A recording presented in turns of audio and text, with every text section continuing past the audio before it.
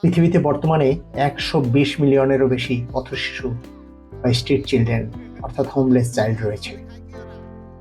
কিন্তু কেন এরা হোমলেস? কেন এরা ঠিকানাবিহীন? এর মূল কারণ দারিদ্রতা। কখনো দরিদ্র পরিবারের পারিবারিক দ্বন্দ্বের কারণে এসব অসহায় শিশুরা পরিবার থেকে বিচ্ছিন্ন হয়ে পড়ে। কখনো সিঙ্গেল বাবা মায়ের অবহেলিত শিশুরা খাদ্যের অভাবে বাড়িঘর ছেড়ে পথশিশু হয়। আবার যুদ্ধ বা সংঘাতের কারণে শিশুদের বিরাট একটা অংশ ঠিকানাবিহীন হয়ে পড়ে। প্রায়শই এসব শিশুরা পাবলিক ল্যান্ডফিল, বিভিন্ন স্টেশন, সেতুর নিচে, কখনো পরিত্যক্ত জায়গায় তাদের আবাসন খুঁজে নেয়। এসব শিশুদের প্রধান সমস্যা খাদ্য ও আবাসন। সঙ্গত কারণে তারা অত্যন্ত অস্বাস্থ্যকর পরিবেশে বসবাস করে এবং ক্ষুধার তাড়নায় তাদের জীবনে কঠিন সংগ্রাম করে চলতে হয়। কখনো কখনো তারা অসাধু মাদক ব্যবসায়ীদের দেওয়া মাদকের বাহক হিসাবে কাজ করে। একসময় এদের অনেকেই গাঁজা, অ্যালকোহল, প্রাকৃতিক গ্যাসের মতো পদার্থ, এক কথায় মাদক সেবনে আসক্ত হয়ে পড়ে। আমরা অনেকেই এসব শিশুদের ভুল বুঝি। আমরা এদের বোঝার চেষ্টা করি না, তাদের সাথে দুর্ব্যবহার করি, ছিলি অপরাধে মারধর করি। আমরা অনেকেই বুঝতে চেষ্টা করি না কেন এরা জীবনে স্বাভাবিক রাস্তা ছেড়ে এই দুর্বিষহ পথে। এদেরও তো জীবন আছে, এদেরও জীবনে ভালোভাবে বাঁচতে ইচ্ছে হয়, স্কুলে যেতে ইচ্ছে হয়, বড় মানুষের মতো মানুষ হতে মন চায়। আসুন আমরা এদের অবহেলা না করে, এদেরকে পরিত্যাগ না করে, এদের সাথে ভালো ব্যবহার করি।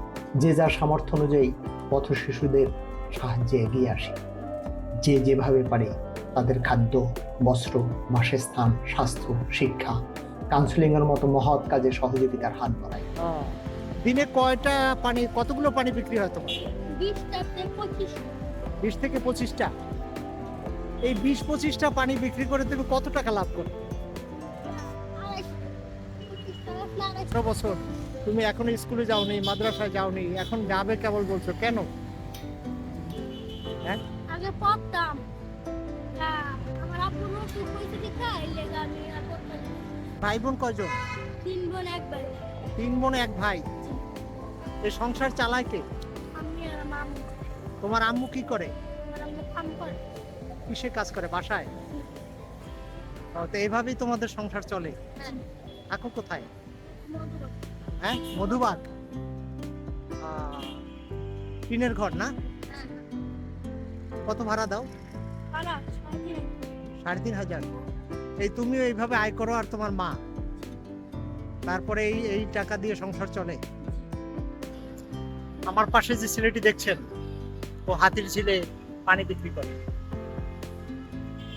পানি বিক্রি করে সংসার চালায়।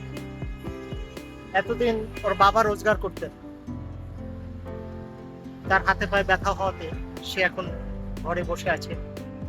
মা বাসায় বাসায় চাকরি করে, ছেলেটি পানি বিক্রি করে।